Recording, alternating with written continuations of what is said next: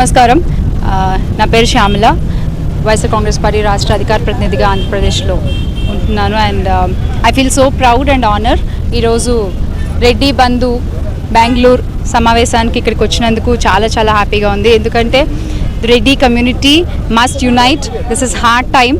They must be united and they must go forward. They must reach heights because they have the capacity and the capability of reaching heights and shine bright.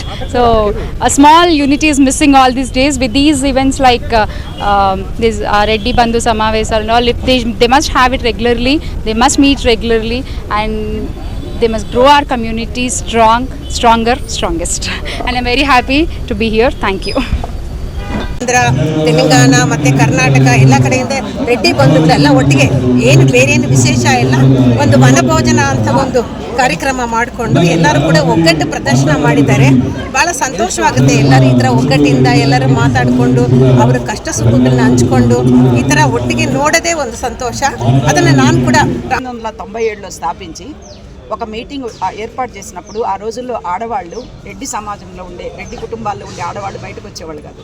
So ఒకరిద్దరు పిల్లలు వచ్చినప్పుడు వాళ్ళన్న మాట ఏంటంటే, అక్క మీరు రెడ్ల కోసమే చేస్తారా, మా కోసం చేయరా అని ఒక పాప అడిగిన ప్రశ్నకు సమాధానంగా ప్రపంచ మహిళా రెడ్ల సమాఖ్య అనేది పక్కన పడేసి ఎక్కడ ఆడపిల్ల ఏ కష్టాల్లో ఉన్నా నేను ఉండాను అంటూ గత 30 సంవత్సరాల నుంచి ఎక్కడ రెడ్డి సామాజిక వర్గానికే కాకుండా ఏ సామాజిక వర్గమైనా అణగారిన కుటుంబాల కోసం పని చేస్తున్నామంటే ఒక రెడ్డి కుటుంబంలో పుట్టిన దానికి సగర్వంగా నేను ధైర్యంగా చెప్తున్నాను.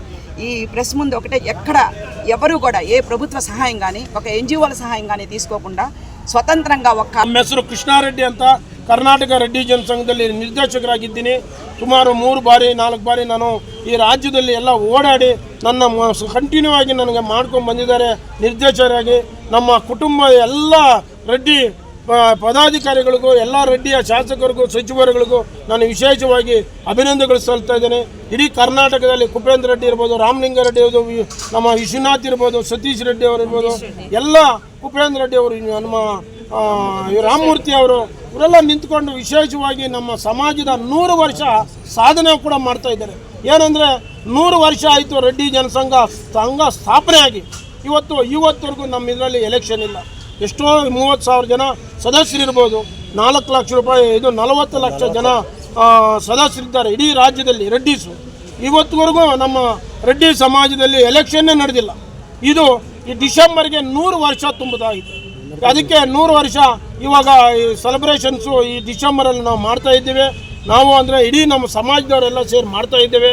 ಇವತ್ತು ಮೆಡಿಕಲ್ ಕಾಲೇಜ್ ಕೂಡ ಇಡೀ ಕರ್ನಾಟಕದಲ್ಲಿ ಬೆಂಗಳೂರಲ್ಲೇ ಇದು 2026ಗೆ ಉದ್ಘಾಟನೆ ಕೂಡ ಆಗ್ತದೆ ಮೆಡಿಕಲ್ ಕಾಲೇಜು. ನಮ್ಮ ಈ ಎಲ್ಲ ಸಚಿವರು ಶಾಸಕರ ಎಲ್ಲ ಸದಸ್ಯರಿಂದ ಇವತ್ತು ಬೆಂಗಳೂರಲ್ಲಿ ಒಂದು medical college, Reddy medical college ಕೂಡ ಸ್ಥಾಪನೆ ಈ 26ಕ್ಕೆ ಇನಾಗ್ರೇಷನ್ ಆಗ್ತದೆ ಅಂತ ಹೇಳ್ತಾ ನಿಮಗೆಲ್ಲರಿಗೂ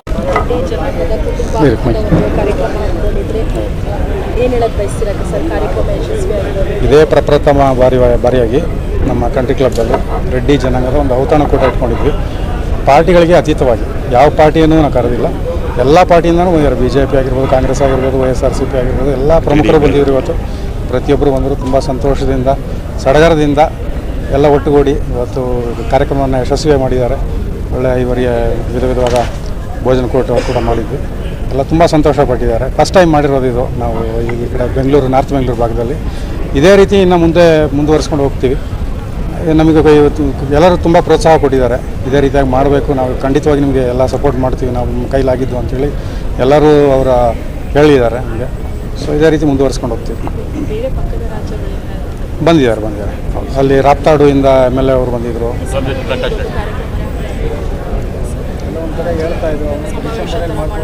KRG ಹೌದು ಮಾಡಿದೆ. ಅದು ಅತಿ ಶೀಘ್ರದಲ್ಲೇ ಆಗುತ್ತೆ.